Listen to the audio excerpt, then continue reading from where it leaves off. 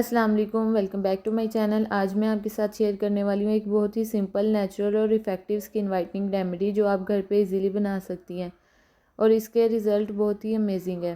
सबसे पहले मैंने लिए हैं लौंग। ये एंटी बैक्टीरियल प्रॉपर्टीज़ हैं, एंटी एक्ने इफेक्ट देता है, स्किन ब्राइटनिंग एजेंट है जो आपकी स्किन को क्लीन, फ्रेश और ग्लोइंग बनाता है। अब हमने इनको हल्की फ्लेम पर भून लेना, ज़्यादा ना जलें, सिर्फ हल्का सा रोस्ट करना है ताकि उसका नेचुरल ऑयल एक्टिवेट हो जाए। अब मैंने इनको अच्छे से ग्राइंड करके पाउडर बना लिया है।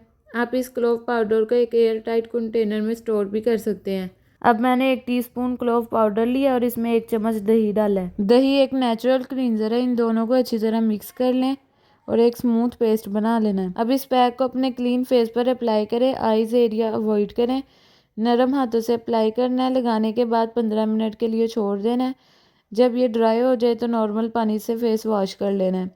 इस रेमेडी के रेगुलर यूज से स्किन ब्राइट होती है, पिंपल्स कम होते हैं, एक्ने मार्क्स फेड होते हैं, स्किन स्मूथ और ग्लोइंग बन जाती है। और जिनकी सेंसिटिव स्किन है वो पहले पैच टेस्ट ज़रूर करें। वीक में 2 दफ़ा यूज़ करें, ज़्यादा यूज़ ना करें वरना ड्राइनेस हो सकती है। मैंने खुद इस रेमेडी को ट्राई किया और ऑनेस्टली मुझे इसका रिजल्ट बहुत अच्छा लगा है, इसलिए मैंने सोचा कि आपके साथ भी शेयर करूं। अगर आपको मेरी ये रेमेडी पसंद आई हो तो वीडियो को लाइक ज़रूर करें, चैनल को सब्सक्राइब करें और अपने फ्रेंड्स के साथ शेयर ज़रूर करें। मिलते हैं नेक्स्ट वीडियो में एक और अमेजिंग टिप्स के साथ। अल्लाह हाफिज़।